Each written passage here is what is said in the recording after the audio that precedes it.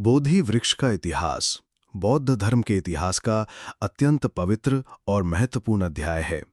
ये वृक्ष न केवल गौतम बुद्ध के ज्ञान प्राप्ति का साक्षी है, बल्कि ये बौद्ध श्रद्धालुओं के लिए एक तीर्थ स्थल भी बन चुका है।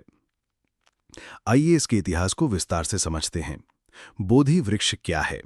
बोधि वृक्ष वो पीपल यानी फाइकस रिलिजियोसा का वृक्ष है, जिसके नीचे गौतम बुद्ध ने बोध गया, बिहार, भारत में ईसा पूर्व 531 में कठोर तपस्या और ध्यान के बाद संपूर्ण ज्ञान यानी बोधि प्राप्त किया था।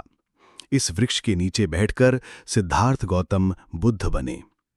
बोधि वृक्ष का ऐतिहासिक क्रम। प्रथम बोधि वृक्ष मूल वृक्ष बोधगया में स्थित है। वृक्ष को अश्वत्थ यानी पीपल के नाम से जाना जाता है। ईसा पूर्व 531 के आसपास वृक्ष की जड़ें निरंजना यानी फाल्गु नदी के पास थीं। बुद्ध ने 7 सप्ताह तक वहीं ध्यान किया और जीवन के रहस्यों को जाना। महान मौर्य सम्राट अशोक 268 से 233 ईसा पूर्व बौद्ध धर्म के महान प्रचारक थे। उन्होंने बोधि वृक्ष की पूजा की, उसके चारों ओर रक्षक दीवार और मंदिर बनवाए। उनकी पुत्री संघमित्रा बोधि वृक्ष की एक शाखा श्रीलंका लेकर गईं और अनुराधापुर में रोपित किया। ये वृक्ष श्री महाबोधि वृक्ष कहलाया और आज भी महाजीवित है। बोधि वृक्ष को काटे जाने का प्रयास। अशोक की रानी तिश्यरक्षा ने ईर्ष्या में आकर बोधि वृक्ष को कटवा दिया। अशोक ने इसे पुनः रोपित करवाया। कुछ शताब्दियों बाद शुंग शासकों और हूण आक्रमणकारियों ने इसे फिर क्षति पहुंचाई, लेकिन इसे बार बार फिर से उगाया गया। बौद्ध ग्रंथों और चीनी यात्री हुएनसांग के यात्रा वृत्तांतों में उल्लेख है कि गौड़ का राजा शशांक, जो बुद्ध विरोधी था, उसने बोधगया में स्थित बोधि वृक्ष को कटवा दिया और वहां एक शिवलिंग की स्थापना कर दी। ये कार्य शायद राजनीतिक और धार्मिक प्रतिद्वंदिता के चलते हुआ, क्योंकि उस समय बौद्ध धर्म और ब्राह्मण धर्म यानी हिंदू धर्म के बीच प्रभाव को लेकर संघर्ष चल रहा था। बोधि वृक्ष को नुकसान पहुंचाया गया, लेकिन बाद में हर्षवर्धन और फिर पाल वंश के काल में इसे फिर से रोपित किया गया। वर्तमान बोधि वृक्ष जो बोधगया में स्थित है, वो मूल वृक्ष की 5वीं पीढ़ी की शाखा है।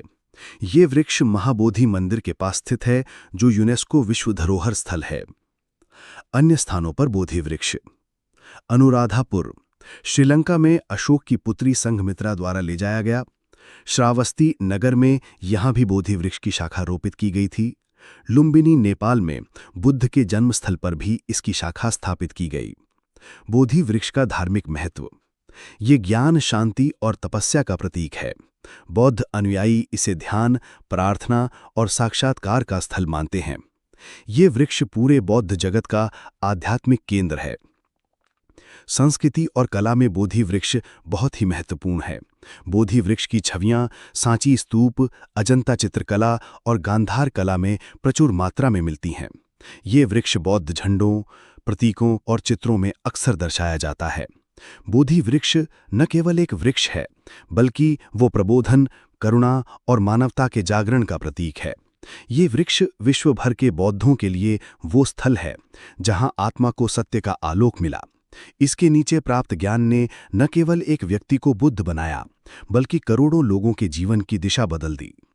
बोधि वृक्ष के निरीक्षण और स्वास्थ्य देखभाल के लिए फॉरेस्ट रिसर्च इंस्टीट्यूट यानी FRI देहरादून की विशेषज्ञ टीम हर तिमाही इस वृक्ष का स्वास्थ्य जांचती है। इस वैज्ञानिक परीक्षण और देखरेख पर सरकार 5 लाख रुपए प्रतिवर्ष खर्च करती है। जी हां, 2025 में महाबोधि मंदिर प्रबंधन समिति और देहरादून के केंद्रीय वन अनुसंधान संस्थान के बीच नया समझौता हुआ है, जिसके तहत बोधि वृक्ष की बेहतर देखभाल के लिए अब सालाना 16 लाख रुपए खर्च किए जाएंगे।